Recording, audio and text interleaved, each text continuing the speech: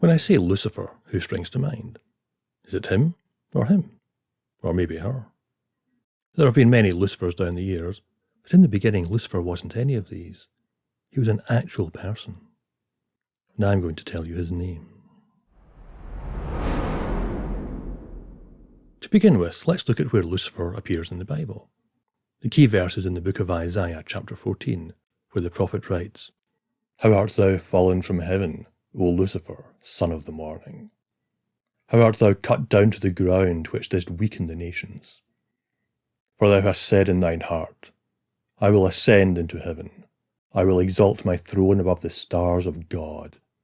I will sit also upon the mount of the congregation, in the sides of the north.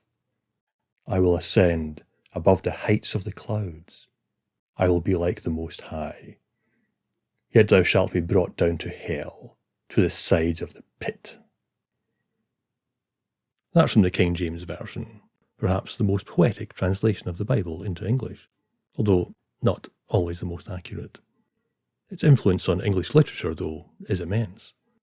But that name, Lucifer, it's a Latin name. The King James Bible takes it from the Latin Vulgate Bible, which was the standard text for many centuries. But in Latin, it's not the name of a person, but of a planet. Literally, it means light bringer. More modern Bibles translate it as morning star or day star, which is another name for the planet Venus. So before we find out who Lucifer really was, it's time for a short digression into astronomy.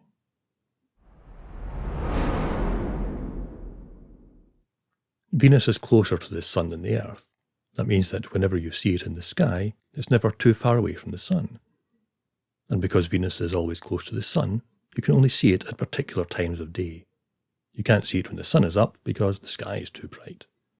And you can't see it for most of the night because the sun has set and so has Venus. You only ever see it in the evening, shortly after sunset, close to the horizon, or in the early morning, before the sun has properly risen.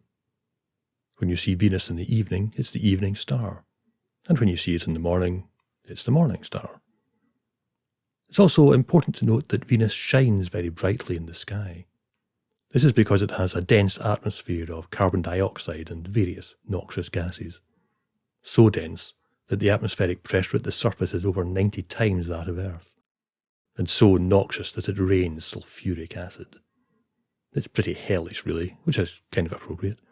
We've sent some spacecraft down to the surface, but they're lucky to survive more than an hour before they're destroyed by the terrible conditions. But although this makes Venus a horrible place to visit, it also means it's highly reflective, shining like a jewel in the sky. Hardcore Tolkien fans already know this, of course. Tolkien took an Old English poem, which called Venus Earendel, the brightest of angels, and turned this into his legend of Earendel the mariner, who sailed to Valinor with a great jewel, a Silmaril, and was placed in the heavens by the divine powers to shine over Middle-earth. In fact, Venus can be so bright in the sky that it's responsible for a huge number of UFO reports. People see this bright light near the horizon, and they think it's an alien spacecraft. Sometimes they even chase after it. Well, to be fair, if you're not used to looking at the night sky, it can take you by surprise. So, Venus is a bright and prominent celestial body which has inspired poets and mystified the unwary, from ancient times to the present day. But why did Isaiah find it such a powerful metaphor? Well, if you sit and observe Venus appearing as the morning star, it appears low on the horizon, shining bright. It then rises up higher and higher in the sky, until the sun starts to come up below it. The sky gets brighter and bluer, and the morning star, which rose so high and so bright, fades from sight. The person Isaiah is addressing is a foreign king, a king of Babylon, a great ruler who rose high over all the world and then vanished into nothing. But it wasn't until Victorian times that we were able to see exactly who Isaiah had in mind. There were lots of kings of Babylon, but there's good reason to believe that the one Isaiah is talking about is Sargon II, who ruled from 722 to 705 BC. Now this guy is not to be confused with another famous ruler, Sargon of Akkad. That Sargon lived 1,000 years earlier, and was the great and renowned founder of the Akkadian Empire. This Sargon, Sargon II, took his name from the original Sargon, as a sign of his ambition to conquer the world, and perhaps because there was some question over his legitimacy as a ruler. He started his reign as king of the Assyrian Empire, but that was only the start of his ambitions. As well as dealing with domestic enemies, he conquered neighbouring territories, expanded his empire, and established, with his now abundant wealth, a new capital city, Dur-Sharrukin, the fortress of Sargon, at the time one of the greatest cities of the ancient world, now Khorsabad in northern Iraq. In one famous battle against the highland kingdom of Urartu, his troops exhausted, demoralised and unwilling to fight, he led his personal bodyguard against the enemy forces in a seemingly hopeless charge, inspiring his army to fight with him and win a tremendous victory. But his greatest glory was the reconquest of Babylon. This great city had been taken into the Assyrian Empire by Sargon's father, Tiglath-Pileser III, but had been seized by a rebel leader, Marduk-apla-iddina. When Sargon marched his army down the Tigris towards the great city, Marduk-apla-iddina fled, and the city gates were flung open to welcome Sargon as the new king of Babylon. Distant rulers paid him homage and sent him kingly gifts. He established Babylon as his main seat of power. He was truly a great conquering emperor, until it all went horribly wrong for him. He got involved in one military adventure too many, this time against the small kingdom of Tabal in Anatolia, at the southern edge of modern-day Turkey. There was no need for him to lead this military expedition himself. It's not clear why he did. Perhaps he was just bored hanging around the palace all day. Anyway, it was a total disaster. An obscure local warlord called Gurdi attacked Sargon's camp, and in the battle, Sargon was killed. His soldiers fled for their lives, and Sargon's body was left unburied on the battlefield. This wasn't just defeat. This was shameful, abject humiliation. To die in battle could be honourable. Dying in battle against such a minor foe was embarrassing. But lying unburied, abandoned by your fleeing troops, that was as low as you could get. Sargon's son, Sennacherib, took over the empire. He was distraught at his father's shameful death. It affected the whole kingdom. Surely this must be a sign that the gods were deeply angry. There was unrest in the kingdom, and the Assyrian Empire's reputation took a grievous blow. Now, whether through piety or political calculation, or most likely a bit of both, Sennacherib distanced himself from his late father. He abandoned Sargon's city of Dur-Sharrukin. He erased many of his father's works, and built no memorial to him. So successful was he in wiping out this shameful memory, that Sargon himself was all but lost to history. It wasn't until the 19th century that archaeologists rediscovered the evidence of his long and mighty reign. So what does this story of the rise and fall of a great king have to do with Lucifer? Why was Isaiah so concerned about him? Well, for that we have to look at what to Sargon was just one military campaign among many, but which would live longer in history than any of his other acts of conquest. At this time, the region of Palestine was divided into two kingdoms. The northern kingdom, Israel, had its capital at Samaria, while the southern kingdom, Judah, was ruled from Jerusalem. Before Sargon came to power, his predecessor, Shalmaneser V, had waged a brutal war of conquest on Israel. He died shortly after taking the capital, Samaria, and Sargon quickly consolidated the Assyrian victory. As was standard practice for the Assyrian Empire, much of the population was deported and dispersed around the empire, and replaced with new people forced to move there from various other territories under Assyrian control. This mass deportation would eventually form the basis of the myth of the 10 lost tribes of Israel, but that's another story. But this was just part of a larger campaign to impose Assyrian rule over the whole region. It seems that Sargon also moved against the southern kingdom, Judah. But the king, Hezekiah, opted to accept Assyrian domination and pay tribute as a client of the empire, rather than fight against Sargon's mighty army.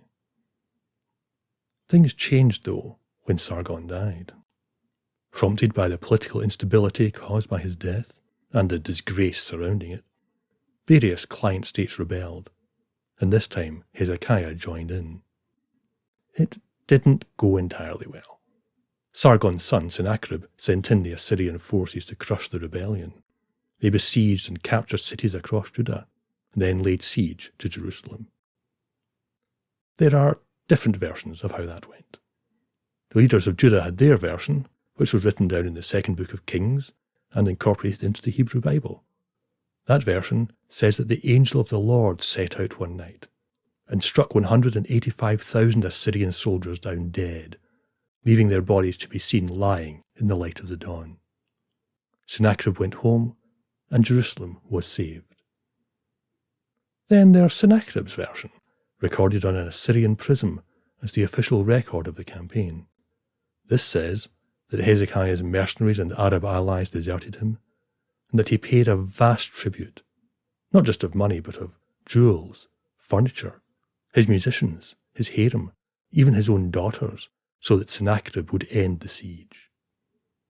Now, which version you believe is up to you, but one way or another, it was a traumatic time for the kingdom of Judah, and for King Hezekiah himself.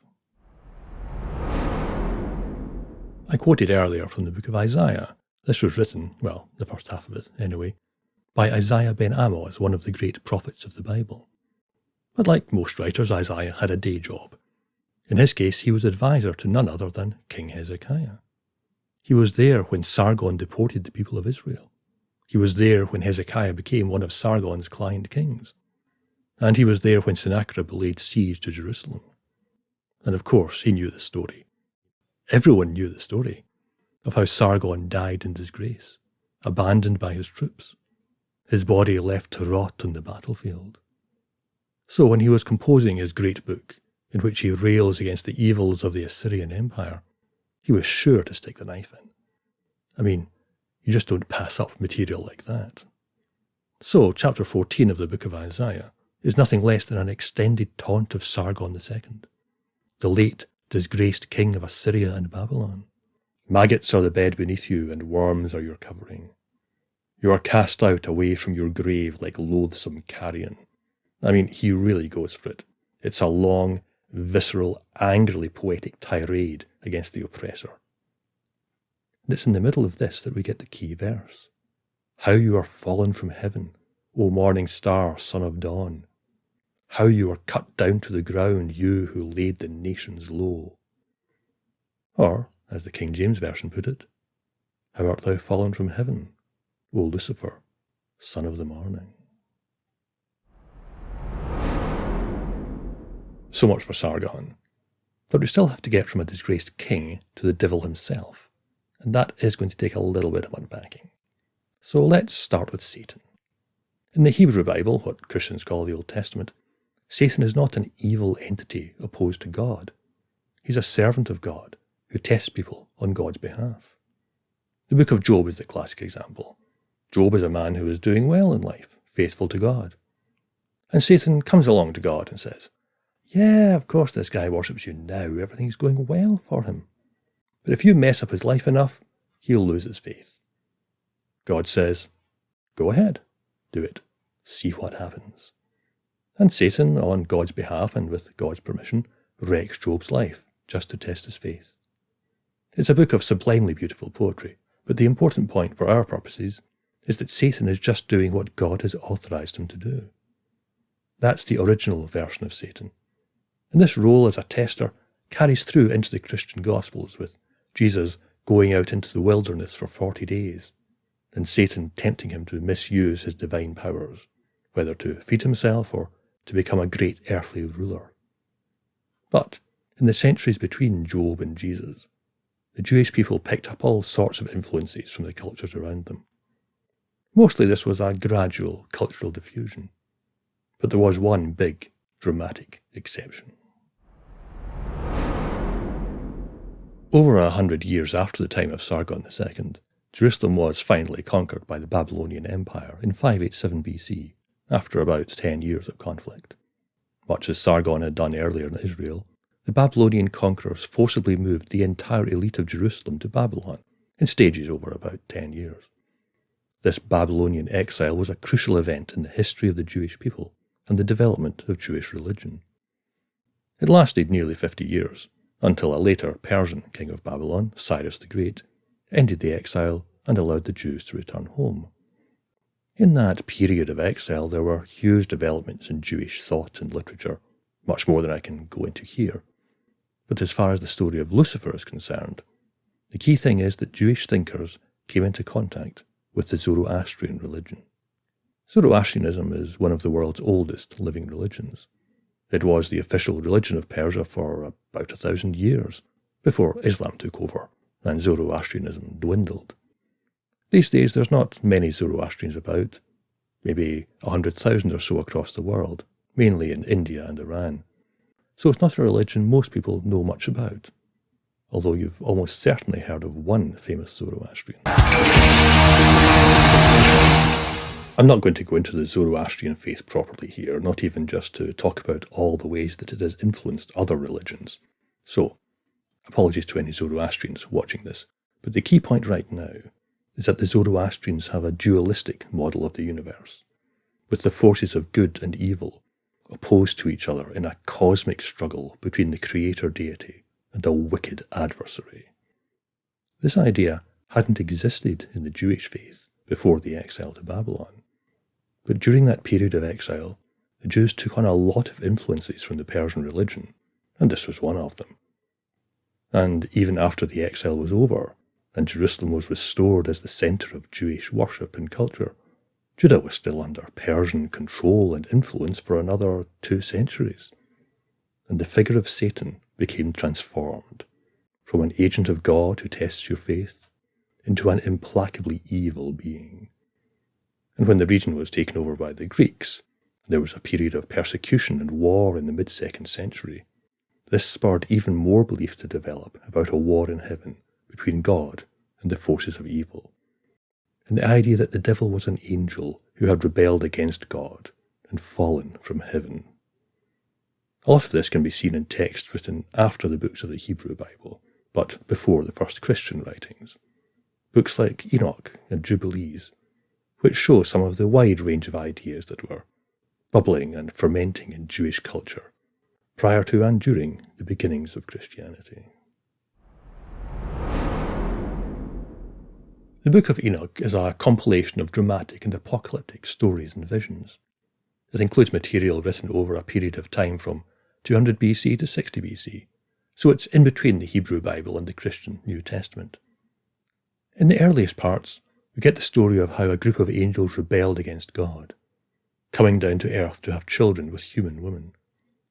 This is something that appears briefly in the book of Genesis, but Enoch goes into a lot more detail. These rebellious angels taught humans all sorts of terrible things, like war and magic and wearing makeup. The leading angel is not Satan or Lucifer, but Azazel, and he ends up bound in a fiery pit. In a part of the book that was written later, Satan does get mentioned as a sort of overarching source of wickedness, these fallen angels having become subject to Satan, but he's not really a character in the story. The Book of Jubilees is also from this intertestamental period. It was written in the mid-2nd century BC, and it tells an expanded version of the whole Genesis story. Again, a group of rebellious angels come down to mate with human women, but in this case their leader is not Azazel, but an angel called Mastema. God is at first inclined to throw all of these fallen angels into the pit of condemnation, but Mastema persuades him to let 1/10 of them remain free, to go around leading people astray into all sorts of wickedness. But again, Satan comes into things as an ultimate principle of evil, the overarching leader of all these fallen angels. And there are many more texts along similar lines. What we have in this period is a whole ferment of ideas, the traumas that the Jewish nation has endured, leading them to want to place the source of human suffering somewhere other than God. Influences from other cultures, Greek, Egyptian, and especially Persian, encouraging them to develop this idea of an evil adversary who draws people into sin and visits horrors upon them. Of course, Christianity began and developed in this Jewish culture, so it incorporates a lot of these ideas. Satan is there, tempting Jesus in the wilderness, in something like his traditional role, but actually he's been radically transformed. When we met him in the book of Job, he was one of God's underlings, a bit of a trickster, but under the Lord's command. By the 1st century, when the Gospels were written, he has become the mastermind of all the evil forces in this world, opposing the good and righteous, commanding a host of demons to possess and corrupt mankind. But the key phrase attributed to Jesus in the Gospel of Luke is the link-up between Satan, the devil, and Lucifer. When his disciples tell Jesus with great delight how they have been casting out demons in his name, he says to them, "I watched Satan fall from heaven like a flash of lightning." Well, of course he did. Satan has now become the overlord of evil, the king of all the demons. The disciples might be able to defeat Satan's minions, but only Jesus sees the fall of the big man himself. And as Christian literature developed, and as Christian thinkers combed through the Hebrew Bible to find linkages and parallels with established Jewish scripture, they saw this as connected to Isaiah. "How art thou fallen from heaven, O Lucifer, son of the morning?" And that's how Satan became Lucifer, and Lucifer became the devil. Isaiah's vicious satire on Sargon II, the fallen and disgraced king of Assyria and Babylon, became a spiritual denunciation of Satan, the fallen angel who became God's great adversary in the cosmic struggle between good and evil. It's a story of poetry becoming doctrine, of metaphor becoming myth, becoming material belief. So, next time you hear the name Lucifer, perhaps you won't think of him, or even her, but of a man, a bold, ambitious man, who took over a kingdom, expanded an empire, and died in the dirt 500 miles from home. Thanks for watching. I hope you enjoyed it. If you want to see more, then like and subscribe. And if you want to support me in making more of these videos, then visit my Patreon at the link below for special bonus material and the opportunity to suggest topics for future videos.